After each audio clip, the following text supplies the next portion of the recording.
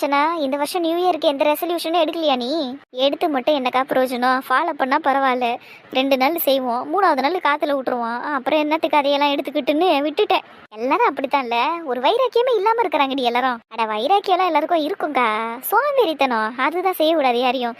நான் கூட பாருங்க, ஒரு வருஷமும் உடம்ப குறைக்கணும்னு உறுதிமொழி எடுப்பேன். ஒரு வாரம் ஃபாலோ பண்ணுவேன், அவ்வளோதான். 10வது நாள்ல படுத்துருவேன்னே. அதுக்கு மேல என்னால முடியாது, பாடி தாங்காது. அர்ச்சனாக்கா, அர்ச்சனாக்கா எங்க இருக்க? அர்ச்சனாக்கா எங்க இருக்க? எதுக்குடி இவ இந்த கத்துறா? கத்துறது மட்டுமா, எப்படி ஓடி வரா பாருங்க. ஏ பிரியா, பொறுமையா வா. இதோ வரேன்க்கா. இங்கதான் உட்காந்துருக்கீங்களா? சீக்கிரமா வாங்க என் கூட 2 பேரும். முதல்ல நில்லுடி நீ. என்னாச்சு? எதுக்கு இப்படி பத்திரமா ஓடி வர? அதுவாக்கா, ஷில்பாத்த வீட்டுக்கு போனா அங்க நீலாம்பரி வசுந்தரவும் எதிர்க்க நின்றுகிட்டு இருக்காங்கக்கா. நீலாம்பரி எதுக்கிட்டு இங்க வந்தாங்க? தெரியலையே, தெரிஞ்சா சொல்லிருக்க மாட்டேனா? நான் உள்ள போறேன், 2 பேரும் நின்றுகிட்டு இருக்காங்க எதிர்க்க. நீங்க வாங்கல, என்னமோ நடக்க போகுது, அது மட்டும் நல்லா தெரிஞ்சு போச்சு. வாங்க போய் பாப்போம். சரி வா போவோம். அதை பாக்குறத விட வேற என்ன வேலை இருக்குது? அக்கா வாக்க போலாம். நான் வரதெல்லாம் இருக்கட்டும் டி. இவ்வளவு நேரம் நீங்க என்ன பேசிக்கிட்டு இருந்தீங்க? எனக்கு ஒண்ணும் புரியல. எல்லாத்தையும் போற வழியில உங்களுக்கு சொல்றேன் வாக்கா. ஆமாக்கா, ஏந்து வா. வரேன்டி, விட்ட தூக்கிட்டே போயிருவீங்க போல. கன்ஃபார்மா, சீக்கிரமா வாங்க, எதையும் மிஸ் பண்ண கூடாது. வாங்க வாங்க. உன்னதானே கேட்டுக்கிட்டு இருக்கேன், பதில சொல்லு. உன் சுயநலத்துக்காக எதுக்காக என் வாழ்க்கை அழிச்ச நீ? சொன்னல, அங்க பாருங்க, வசுந்தரா நீலாம்பரிய கேள்வி கேக்குறாங்க. அதாண்டி ஆச்சரியமா இருக்குது. என்னடி நடக்குதுங்க? ஒருத்தர் இருந்து பாப்போம். அடி பாவீங்களா, இவங்க 2 பேரையும் தான் வசுந்தரா நீலாம்பரின்னு சொன்னீங்களா? ஆமா, படையப்பா தான் மிஸ் ஆயிட்டாரு. அவரும் இருந்தாருன்னா கரெக்டா இருந்திருக்கும். ஆமா, பதுமம்மா கிரேட் எஸ்கேப். பதுமம்மா படையப்பாவா? அட என்னக்கா நீங்க, பொண்டாட்டிங்க 2 பேரும் வசுந்தராவும் நீலாம்பரியாவும் இருக்கும் போது புருஷன் படையப்பாவா தானே இருக்க முடியும்? பாருங்கக்கா நடக்கிறத. சரி, இவங்களுக்கு இந்த மாதிரி பேரெல்லாம் வச்சது யாருடி? நாங்க தான். எரும மாடுங்களா நீங்க இருக்கீங்களே, ஃப்ரீயா விடுக்கா. அக்கா, இதுல யாரு நீலாம்பரி, யாரு வசுந்தரான்னு சொல்லுங்க பாப்போம். இதுல என்னடி சந்தேகம்? சுகன்யாத்தா தான் வசுந்தரா, அப்பாவி. சௌந்தர்யாத்தா நீலாம்பரி, பேயி. மெல்லு சிரிக்கடியா, உங்க காதுல விழுந்திருப்பது. கேட்காத அளவுக்கு தான் சிரிப்போம், கவலைப்படாதீங்க. உன்னதானே கேட்டுக்கிட்டு இருக்கேன், ஏன் மௌனமாவே இருக்க? பதில சொல்லு. எதுக்காக என் வாழ்க்கையை அழிச்ச? திட்டுறது கூட இவ்வளவு ஸ்வீட்டா திட்டுறாங்க பாரு அவங்க. அதனாலதான் அவங்களுக்கு வசுந்தரான்னு பேர் வச்சோம். ரொம்ப அழகானவங்க, ரொம்ப பொறுமையானவங்க, அமைதியானவங்க. ஆமா ஆமா. ஆனா என்ன, இந்த கதையில நீலாம்பரி தான் படையப்பாவை கல்யாணம் பண்ணிக்கிச்சு இல்ல? ஆனா படையப்பா தன்னோட மனசை பறி கொடுத்தது வசுந்தரா கிட்ட தானே. இப்ப வரைக்குமே வசுந்தரா தானே அவரோட உயிர் காதலியா இருக்கிறாங்க. காதலியே மட்டும் இல்ல, உயிர் மனைவி ஆயிட்டாங்க. ஆமாம்மா, நீலாம்பரி குறுக்கு வழியில தானே படையப்பாவை கல்யாணம் பண்ணிச்சே. அதையெல்லாம் நாங்க ஏத்துக்க முடியாது, செல்லாது. சரி அமைதிருங்க. இங்க பாரு சுகன்யா, இப்ப பழசெல்லாம் பேசி என்ன பிரயோஜனம் சொல்லு? எல்லாரும் அவங்க வாழ்க்கையை வாழ்ந்துகிட்டு தானே இருக்கோம். நீயும் ஒருத்தரை கல்யாணம் பண்ணிக்கிட்டு பிள்ளையோட சந்தோஷமா தானே இருக்க. அதுவும் நல்லா செட்டில்டா தானே இருக்க. அப்புறம் என்ன, உன் வாழ்க்கையை நாசம் பண்ணிட்டேன்னு எல்லாம் பேசிக்கிட்டு இருக்க? நான் சொல்றேனேன்னு தப்பா எடுத்துக்காத சுகன்யா. நீ ஒன்றும் அவரையே நினச்சிக்கிட்டு உன் வாழ்க்கையை வீணடிச்சிக்கலையே, தனிமரமா நிற்கலையே. நீ அப்படி நின்று இருந்தா கூட நான் உன் வாழ்க்கையை நாசம் பண்ணிட்டேன்னு நீ சொல்றதுல ஒரு அர்த்தம் இருக்கும். நீ நல்லா தானே இருக்க. அப்படி இருக்கும்போது நான் எப்படி உன் வாழ்க்கையை வீணடிச்சதா ஆகும்? இந்த மாதிரியெல்லாம் உன்னால மட்டும்தான் பேச முடியும். அப்ப நான் தனி மரமா நின்று இருந்தா நீ என் வாழ்க்கையை நாசம் பண்ணிட்டேன்னு ஒத்துக்கிட்டு இருந்திருப்பியா? இல்ல, நான் அப்படி சொல்ல வரல. விடாத சுகு, கேளவல நாக்கு பிடிக்கிற மாதிரி கேள்வி கேள்றி. நீ எப்படி சொன்னாலும் இந்த விஷயத்தை உன்னால நியாயப்படுத்த முடியாது. நீ 2 பேரோட வாழ்க்கையில விளையாடி இருக்க. உனக்கு எல்லாம் தெரிஞ்சோம், நான் அவரும் ஒருத்தர் எந்த அளவுக்கு உயிரா காதலிச்சுக்கிட்டு இருந்தோன்னு எல்லாத்தையும் தெரிஞ்சோம் நீ எங்க வாழ்க்கையில விளையாடிட்ட. சரி, நீ அவரை கல்யாணம் தான் பண்ணிக்கிட்ட, பணத்துக்காக தான் நீ ஆசைப்பட்டு கல்யாணம் பண்ணன்னு எல்லாருக்குமே தெரியும். கல்யாணம் பண்ணிக்கிட்டியே, அவரோட சந்தோஷமா இருந்தியா நீ? இல்ல அவரை தான் சந்தோஷமா இருக்க விட்டியா? இங்க பாரு சுகன்யா, ஊர்ல இருக்கிறவங்க 4 பேர் 4 விதமா பேசுவாங்க. நான் ஒன்றும் பணத்துக்காக அவரை கல்யாணம் பண்ணிக்கல, அவரை விருப்பப்பட்டு தான் கல்யாணம் பண்ணிக்கிட்டேன். அதுவும் இல்லாம நீ அவரை காதலிச்சிட்டு இருந்தீங்கன்னு எனக்கு தெரியாது. தெரிஞ்சிருந்தா உங்க வழியில நான் வந்திருக்கவே மாட்டேன், விட்டுருப்பேன். நொட்டிருப்ப நீ, வாயை மூடிட்டு சொல்லிட்டேன். சும்மா இஷ்டத்துக்கு அளந்து விடாத. ஷில்பா, எதுக்கு இப்ப நீ கோவப்படுற? வீட்டுக்கு வந்திருக்கவங்க மேல இப்படி எல்லாம் கோவப்படக்கூடாது, சரியா? உன் அண்ணன் மேலேயும் என் மேலேயும் உனக்கு நிறைய பாசம் இருக்குன்னு தெரியும். கொஞ்சம் அமைதியாயிரு, நானே பாத்துக்கிறேன். நீ சொல்லு சௌந்தர்யா, பல வருஷத்தோட பஞ்சாயத்தை இன்னைக்கே முடிச்சு விட்டுறேன் நானு. நீ சொல்லு, உனக்கு உண்மையிலேயே நானும் அவரை காதலிச்சுட்டு இருந்தோன்னு தெரியாது, அப்படித்தானே? அதான் சொல்றேனே, எனக்கு ஒன்றும் தெரியாது. தெரிஞ்சிருந்தா நான் எதுக்கு உங்க வாழ்க்கையில குறுக்கில் வந்திருக்க போறேன்? வயசாயிருச்சுன்னா பழசெல்லாம் மறக்கலாம், ஆனா மறைக்க கூடாது, சரியா? நீயும் நானும் ஒரே ஊர் ஆளுங்க தானே, எல்லாரும் ஒரே ஊர்ல தானே இருந்தோம். ஊருக்குள்ள சின்னதா ஒரு விஷயத்த கொளுத்தி போட்டா எந்த அளவுக்கு பெருசா பரவும்னு உனக்கே நல்லா தெரியும். அந்த மாதிரி தான் எங்களோட காதலும். ஊர்ல இருக்கிற ஒருத்தர் விடாம எல்லாருக்கும் எங்களை பத்தி தெரியும், ஆனா உனக்கு தெரியாதா? இதை நான் நம்பணும். எத்தனை முறை உன் கண்ணு முன்னாடி நாங்கள் ஊரை சுற்றிருப்போம், கையை கொத்திட்டு நடந்திருப்போம், மரத்தாண்ட ஒன்றா உக்காந்துருப்போம், தோல் மேலே தோல் சாஞ்சி உட்காந்துருப்போம். இதெல்லாம் தெரியாதா உனக்கு? வா, ஒரு வில்லேஜ் லவ் ஸ்டோரி மாதிரி இருந்துச்சு அவங்க லவ் ஸ்டோரி. எக்ஸாக்ட்லி அப்படிதான் இருந்தது. வயல் வரப்புல எல்லாம் துரத்தி துரத்தி லவ் பண்ணிக்கிட்டு இருந்தாரு என்ன. மரத்தை சுத்தி எல்லாம் டூயட் பாடிக்கிட்டு இருந்தோம். அஃப்கோர்ஸ் டூயட் பாடி இருப்பாரு. பிகாஸ் நீங்க ரொம்ப பியூட்டிஃபுல்லா இருக்கீங்க ஆண்டி. இப்பவே நீங்க இப்படி இருக்கீங்கன்னா அப்ப எப்படி இருந்திருப்பீங்க? ரொம்ப பியூட்டிஃபுல்லா இருந்திருப்பீங்க. அண்ட் அங்கிளையும் சும்மா சொல்லக்கூடாது, he is also hot, you know. ஐயோ இது நான் இப்படி பேசுது. கேட்டிங்களா அர்ச்சனாக்கா? பத்து மாமா ஹாட்டா இருக்காராம். எப்படி பேசுது பாரு. ஏதோ ஸ்மார்ட்டா இருக்காரு, ஹேண்ட்ஸமா இருக்காருன்னு சொல்லியிருந்தா கூட பரவாயில்ல, ஹாட்டா இருக்காராம். வாய பாரு அதுக்கு. ஏய், இவ தானடி முத தடவை பத்து மாமாவை பார்க்கும் போது ராகுல்னு நினைச்சு கட்டி பிடிச்சது. ஆமாக்கா, இந்த பீஸே தான். உன் பேரு தாரா தானம்மா? Yes aunty. சரி, இப்ப நீயே சொல்லு, ஊரறிஞ்ச ஒரு விஷயம் உன் அத்தைக்கு தெரியாம இருந்திருக்குமா? டெஃபினெட்லி ஆண்டி, டெஃபினெட்லி அவங்களுக்கு தெரிஞ்சிருக்கும். தெரிஞ்சேதான் உங்க லைஃப்ல வந்து கும்மி அடிச்சுட்டு போயிருக்காங்க. என் மானத்தை வாங்குறதுக்குன்னே வந்தியா நீ? வாயை முடிக்கிறீரா கொஞ்ச நேரம். இங்க பாரு சௌந்தர்யா, எதுக்கு தேவையில்லாம அந்த பொண்ணு திட்டிக்கிட்டு இருக்க? நான் சொல்றதெல்லாம் உண்மை தானே சுகன்யா. நான் எதையும் மறுக்கல. எனக்கு அரசல் புரசலா விஷயம் தெரியும் தான். ஆனா எனக்கு அவர் பிடிச்சிருந்தது, அதனாலதான் நான் அவரை கல்யாணம் பண்ணிக்கிட்டேன். ஒரு வகையில அவரும் எனக்கு மாமா முறையில வருவாரு, அதனாலதான் அவரை நான் கல்யாணம் பண்ணிக்கிட்டேன். சின்ன வயசுல இருந்தே அவர் மேல ஆசை வச்சிருந்தேன். இப்ப எதுக்கு பழசெல்லாம் பேசிக்கிட்டு? இப்போ உனக்கு என்னதான் பிரச்சனை? இங்க பாரு, வாய் இருக்குங்கிறதுக்காக இஷ்டத்துக்கு பேசிக்கிட்டு இருக்காத. நீ சொல்றதையெல்லாம் கேட்கறதுக்கு நாங்க ஒன்னும் கேன பொண்ணாக்கு கிடையாது. ஐயோ பார்வதியே, என்ன பேச்சு பேசுறா பாரு. பேசுறோம் அமைதியாரு. இங்க பாரு சுகன்யா, இப்படி எல்லாம் பேசிக்கிட்டு இருக்காது என்கிட்ட. சரி, நான் பேசல. ஆனா எனக்கு ஒரே ஒரு கேள்விக்கு மட்டும் பதில சொல்லு. நீ பணத்துக்காக தான் அவரை கல்யாணம் பண்ணன்னு எல்லாருக்கும் தெரியும். இந்த சும்மா விருப்பப்பட்டு கல்யாணம் பண்ண, சின்ன வயசுல இருந்து அவர் மேல ஆசை வச்சிருந்த கதையெல்லாம் எங்க கிட்ட சொல்லிக்கிட்டு இருக்காது. அருவருப்பா இருக்கு. ஏன்னா நீ அவரை காதலிச்சிருந்தனா அவரு இந்நேரம் இங்க தேடிக்கிட்டு வந்திருப்பியா? சே, கையில் வச்சு தாங்கியிருக்க மாட்டேன். சரி சரி, அதெல்லாம் எதுக்கு? நீ உன்னால அதெல்லாம் முடியவும் முடியாது. சரி, நீ எனக்கு பதில சொல்லு. பணத்துக்காக தானே கல்யாணம் பண்ணிக்கிட்டேன். சரி, அவர் தான் உனக்கு எல்லாத்தையும் கொடுத்துட்டார்ல, அளவுக்கு மீறியே உனக்கு எல்லாமே கொடுத்தார்ல. அவரை கொஞ்சமாவது சந்தோஷமா பார்த்துக்கிட்டு இருந்திருக்க வேண்டியதானே. அவரை கூட விட்டுரு, உன் பிள்ளைய ஒழுங்கா பார்த்துக்கிட்டியா நீ? இங்கே பாரு, சும்மா பணத்துக்காக கல்யாணம் பண்ணிக்கிட்டேனால சொல்லிக்கிட்டு இருக்காத. நானும் அவரும் சந்தோஷமாக தான் இருந்தோம் கல்யாணம் ஆனதுக்கப்புறம். அதனால தான் எங்களுக்கு ராகுல் பிறந்தான். தெரியும்ல உனக்கு. சந்தோஷமா இல்லாமையா எங்களுக்கு புள்ள பிறக்கும்? சந்தோஷத்தில் பிறந்த குழந்தையாவன். கேட்டுக்க பாரு ஷில்பா, கேட்குதா அவனுக்கு? மீனா கேட்குதாடி? 2 பேரும் சந்தோஷமா இருந்து பெற்றுக்கிட்டாங்களாம். கேட்குது. எப்படி சந்தோஷமா இருந்து குழந்தைய பெற்றுக்கிட்டாங்கிற கதை தான் ஊருக்கே தெரியுமே. என்ன சௌந்தர்யா, அந்த விஷயத்தையும் சேர்த்து சொல்லவா? கூட சின்ன பொண்ணு ஒன்று இருக்கேன்னு பாக்குறேன். இங்க பாரு, தேவையில்லாததெல்லாம் பேசிக்கிட்டு இருக்காத. நான் தேவையில்லாம பேசிக்கிட்டு இருக்கேனா? நீ தான் தேவையில்லாம வார்த்தையை விடுற. நீ அவரும் சந்தோஷமா இருந்து குழந்தைய பெத்துக்கிட்டீங்கன்னு சொன்ன பத்தியா? அதுவும் என்கிட்ட. என்னடி நோண்டிக்கிட்டு இருக்கேன்? சும்மா இரு, இன்ட்ரெஸ்டிங்கா போயிட்டு இருக்குல்ல. அக்கா, அதுதான்க்கா நானும் தெரிஞ்சுக்கணும்னு ஆசைப்படுறேன். இவங்க இப்ப என்னக்கா பேசுறாங்க? ராகுல் சந்தோஷத்துல பிறந்த குழந்தை இல்லைன்னா வேற எப்படிக்கா பிறந்திருப்பான்? இப்படியா? உனக்கு எதுக்கடி இதெல்லாம்? அக்கா, நான் கல்யாணம் பண்ணி 2 பிள்ளைய பெற்றிருக்கேன். எனக்கு இந்த விஷயம் தெரிஞ்சே ஆகணும். என்னடி வேணும் உனக்கு? இவ்வளவு நேரம் அதை தானக்கா கேட்டுக்கிட்டு இருக்கேன். சௌந்தர்யாத்த பத்து மாமாவோட சேர்ந்து சந்தோஷமா இருந்துதான் குழந்தைய பெத்துக்கிட்டுன்னு சொன்னாங்க இல்லையா? அதுக்கு சுகு அத்தை நக்கலா சிரிச்சாங்க. இந்த கதையை நான் சொல்லவான்னு கேக்குறாங்க. அதுக்கு கூட இருக்க அந்த 3 பீசுங்களும் சேர்ந்து சிரிக்குது. அப்படின்னா என்ன அர்த்தம்? இந்த குழந்தை விஷயத்துலயும் ஏதோ கோலு மாலு நடந்திருக்குன்னு தானே அர்த்தம். குறுக்கு வழியில கல்யாணம் பண்ணாங்கல்ல, அதுக்கு அஸ்திவாரமே இந்த விஷயம் தாண்டி. இப்படி எல்லாம் தப்பா நடந்துருச்சு அப்படின்னு சொல்லி தாண்டி கல்யாணம் பண்ணாங்க. அப்படி பிறந்த குழந்தை தாண்டி ராகுல். என்னடா இது ஏக்கா? ஆனா அன்னைக்கு நைட்டு தான் ஒரு சம்பவமே நடக்கலையேக்கா. சும்மா தானக்கா ஊரை ஏமாத்திருக்காங்க அண்ணனும் தங்கச்சியும் சேர்ந்து. என்னடி இதையெல்லாம் போய் கேட்டுக்கிட்டு இருக்கேன்? ஒருவேளை கல்யாணத்துக்கு அப்புறம் நடந்திருக்கலாம். என்னடி இப்படி பேச வைக்கிற? என்ன அதைதான்க்கா தெரிஞ்சுக்கணும்னு ஆசைப்பட்டேன். கல்யாணத்துக்கு முன்னாடி ஏதோ நடக்கலன்னா கல்யாணத்துக்கு அப்புறமும் எதுக்கு நடந்திருக்கணும்? ஏன் நடக்கணும்னு கேக்குறேன். பது மாமாக்கு தான் இவங்க மேல எந்த இன்ட்ரெஸ்டும் இல்லைல்ல. கல்யாணம் பண்ணிக்கிட்டோங்கிறதுனால புள்ளிய பத்தி தான் ஆகணுமா என்ன? உண்மையான உயிர் காதலி சுகன்யா தானே. அப்ப அவங்களே மனசுல நினைச்சுக்கிட்டு இந்த அம்மாவை ஒதுக்கி இருக்க வேண்டியதானே. எதுக்கு கூட சேர்ந்து புள்ளிய பத்துக்கிட்டாரு? கரெக்டடி பிரியா, வேலிட் பாயிண்ட். இதுக்குதான் பிரியா வேணுங்கிறது. கரெக்டா கேட்டேன். அப்படி சொல்லுங்க. பிடிக்காத பொம்பளை கூட சேர்ந்து எதுக்கு புள்ளைய பெத்துக்கணும் அவரு?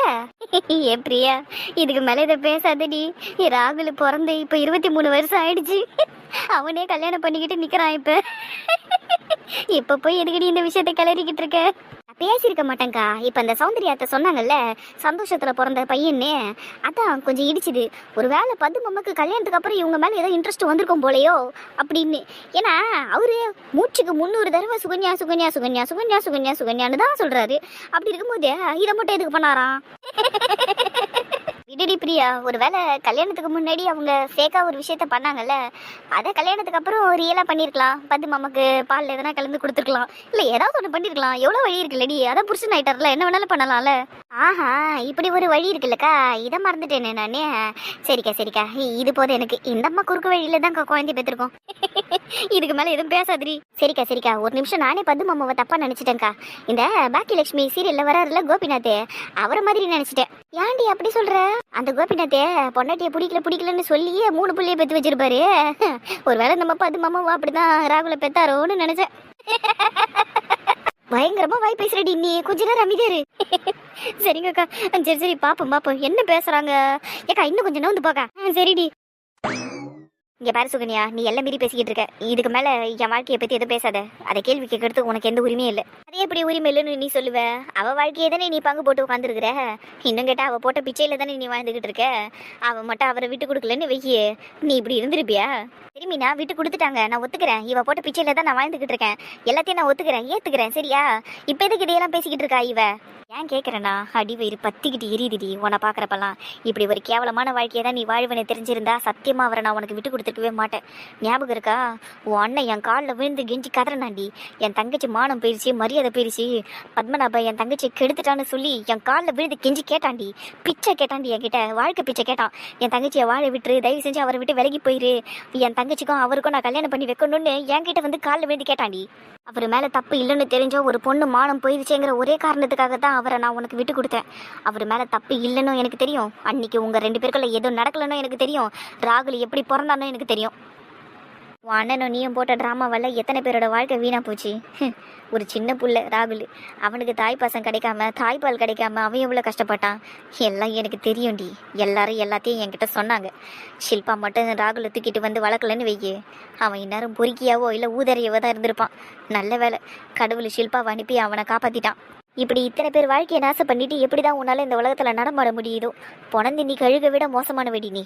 போதும் சுகன்யா, இதுக்கு மேலே என்னை பேசி கஷ்டப்படுத்தாத. என்னால் தாங்கிக்க முடியல. ஒரே அவமானமாக இருக்குது எனக்கு. நான் பண்ணது எல்லாம் கேவலமான வேலை தான். என் அண்ணன் பேச்சை கேட்டு புத்தி கட்ட தரமாக தான் நான் எல்லாத்தையுமே பண்ணேன். உங்கள் வாழ்க்கையில் நான் குறுக்கில் வந்திருக்கவே கூடாது தான். நான் தப்பு பண்ணிட்டேன், பணத்துக்கு ஆசைப்பட்டு எல்லா தப்பையும் பண்ணிட்டேன்.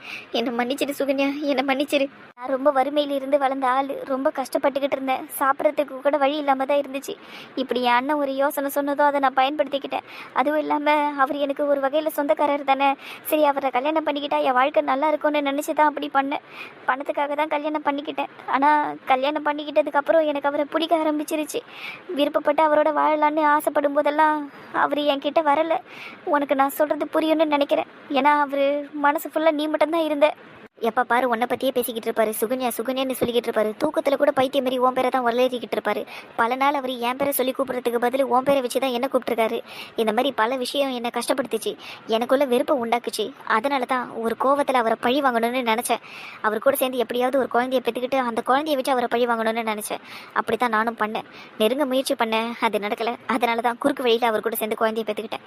வேறு வழி இல்லாமல் தான். ஆனால் அதுக்கு அவர் இன்னும் என்னை வெறுத்துக்கிட்டு இருக்காரு. அது எனக்கு நல்லா தெரியும். இருந்தாலும் அவரை பழி வாங்கணும்னு நினச்சேன். பழியும் வாங்கினேன். ராகுலை நான் ஒழுங்காக பார்த்துக்கல, அவனுக்கு தாய்ப்பால் கொடுக்கல. அவனை பெற்றதுக்கப்புறம் நான் பாட்டுன்னு ஊரை சுற்ற ஆரம்பித்தேன். நிறைய விஷயங்கள் பண்ணேன். நல்ல வேளை அவனை ஷில்பா வந்து காப்பாற்றிட்டா. இல்லைன்னு வையே, நீ சொன்ன மாதிரி என் புள்ள ஊதரைத்தனமாக தான் இருந்திருப்பான், பொறுக்கியாக தான் இருந்திருப்பான். இப்படி பேசுறியே, உனக்கு அசிங்கமா இல்லை? நீ பழி வாங்குறதுக்கு ஒரு பிஞ்சு குழந்தை தான் கிடச்சானா உனக்கு? தப்பு தான் சுகன்யா, அதுக்கு நான் பகிங்கரமாக மன்னிப்பு கேட்டுக்கிறேன். என் ஒருத்தி சுயநலத்துக்காக எல்லாரும் வாழ்க்கையை நான் நாசம் பண்ணிட்டேன். எல்லாம் எனக்குள்ளே இருந்த வெறுப்பு தான் காரணம். ஆனால் அதை எல்லாத்தையும் நியாயப்படுத்த முடியாது. அவர் என் மேலே காட்டின வெறுப்புக்கு நான் தானே காரணம். உங்கள் 2 பேரோட வாழ்க்கையை வீணடிச்சதே நான் தானே. என்னை மன்னிச்சிருங்க, என்னை எல்லாரும் மன்னிச்சிருங்க. எனக்கு இதுக்கு மேலே என்ன சொல்கிறதுன்னே தெரியல. பணம் ஒன்று இருந்தால் போதும், வாழ்க்கையில் சந்தோஷமாக இருக்கலான்னு என் வாழ்க்கையை தப்பாக வாழ்ந்துட்டேன். புருஷனையும் புள்ளியையும் ஒழுங்காக பார்த்துருக்கலாம். மாதத்தில் 20 நாள் அவர் வெளியில் தான் சுற்றிக்கிட்டு இருப்பார் வேலை விஷயமா. 10 நாள் தான் வீட்டில் இருப்பார். அந்த 10 நாள் கூட அவரை நான் நிம்மதியாக வச்சுக்கிட்டு இருந்தது கிடையாது. சண்டை தான் போட்டிருக்கேன், வெறுப்பை தான் காமிச்சிருக்கேன். ஒரு வாய் சமைச்சு போட்டது கிடையாது அவருக்கு. ஏன் அவருக்கு மட்டும் இல்லை, என் பிள்ளைக்கு கூட நான் ஒரு வாய் சமைச்சு போட்டது கிடையாது. ஆனாலும் அவன் என் மேலே பாசமாக சுற்றி வந்தான். அம்மா அம்மான்னு சுற்றி வருவான். கல்யாணம் ஆகி போனதுலேருந்து அவனும் வீட்டு பக்கமே வரதில்லை, அவரும் வீட்டுக்கு வரதில்லை. எங்கே இருக்காரு, என்ன பண்ணுறாருன்னு தெரியல. சரி, விசேஷ நாள்லையாவது நீங்கள் எல்லாரும் ஒன்றா இருப்பீங்க, எல்லாரும் ஒன்றா தான் கொண்டாடுவீங்கன்னு ஒரு நம்பிக்கையில் இங்கே அவங்கள பார்க்கலான்னு வந்தேன். அதனால தான் உங்ககிட்ட அப்படி கேட்டேன். என்னை இதுக்கு மேலே நீ எதுவும் சொல்லாத சுகன்யா. நான் எல்லாத்துக்கும் உங்ககிட்ட மன்னிப்பு கேட்டுக்கிறேன். பெரிய மனசு பண்ணி எனக்கு வாழ்க்கை பிச்சை போட்ட, இப்போ கொஞ்சம் பெரிய மனசு பண்ணி எனக்கு மன்னிப்புங்கிற பிச்சையையும் போட்டு சுகன்யா. நான் கொஞ்சம் நிம்மதியாவது இருந்துட்டு போயிடுறேன் இருக்கிற காலத்தில். என்னடி ஷில்பா நடக்குதுங்க? என்ன இவ இப்படி பேசுகிறா? திருந்திட்டாலோ? ஆமான்னு தான் தோணுது. பாரு, அவ பேசின பேச்சில் எனக்கே கண்ணு கலங்கிச்சு. நீ டிவி சீரியலை பார்த்தாலே கண்ணு கலங்குறாள். நீ கண்ணு கலங்குறதையெல்லாம் நம்ப முடியாது. பாரோட கண்ணு கலங்கியிருக்கான்னு கேளு. எனக்கெல்லாம் கண்ணு கலங்கல. அப்போ இவன் ட்ராமா போடுறான்னு தான் அர்த்தம். சிரிக்கலாமா இல்லையான்னு கூட தெரியல.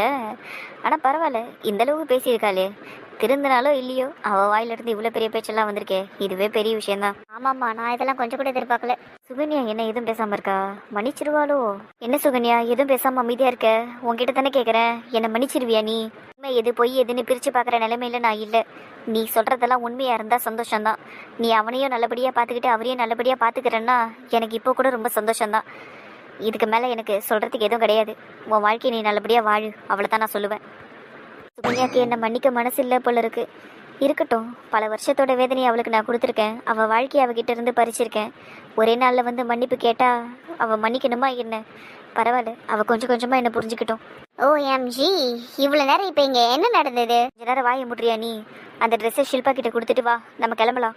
ஏன் ஆண்டி, நீங்கள் தானே உங்கள் பையனுக்கு ட்ரெஸ்ஸை நேரில் பார்த்து கொடுக்கணும்னு ஆசைப்பட்டீங்க. இப்போ ஷில்பா ஆண்டி கிட்ட கொடுத்துட்டு வாங்குறீங்க. பரவாயில்ல, கொடுத்துட்டு வா. எனக்கு மனசு சரியில்லை, நான் காரில் வெயிட் பண்ணுறேன். நீ வா, கொடுத்துட்டு வா. ஷில்பா, நீ ஏதோ தப்பா எடுத்துக்காத. ராகுலுக்கும் காயத்ரிக்கும் இந்த ட்ரெஸ்ஸை கொடுத்துரு. எதுக்கு? அதான் நீ இவ்வளோ தூரம் வந்துட்டல, நான் அவனை கூப்பிடுறேன். நீ அவனை நேரில் பார்த்து கொடுத்துட்டு போ. இல்லை ஷில்பா, என்னை மன்னிச்சிரு. எனக்கு முடியல, நான் போகிறேன். எனக்கு மனசெல்லாம் ஒரு மாதிரி இருக்கு. நான் கிளம்புறேன். அவனை பார்த்துக்க நீ. நான் போயிட்டு வரேன். ஏய் சௌந்தர்யா, என்ன இவ இப்படி போறா? Aunty, it's okay, let her go. அவங்க போட்டோம், விட்டுருங்க. நானும் கிளம்புறேன். நீங்க இந்த ட்ரெஸ்ஸை ராகுலுக்கும் காயத்ரிக்கும் கொடுத்துருங்க. And by the way, happy new year to you all. அண்ட் அவங்களுக்கும் நீங்க ஹாப்பி நியூ இயர் சொல்லிடுங்க எங்க சார்பா. ஓகே? ஐயோப்பா, வாய் ஏன் இது 7 கோணல்ல போகுது? சரிம்மா, சொல்லிடுறேன்.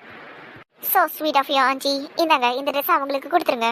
பாய் ஆண்டிஸ், பாய். போயிட்டு வரேன். பரங்கிக்கா மண்டியம் பொண்ணு நல்லா தான் இங்கிலீஷ் பேசுது. அதுங்களை பேர் மூணுத்தியம் எப்படி நின்று கதை கேட்டுன்னு இருக்குதுங்கண்ணே. அடியே, என்னடி பண்ணுறீங்க? கதை தாம்மா கேட்டுக்கிட்டு இருந்தோம்.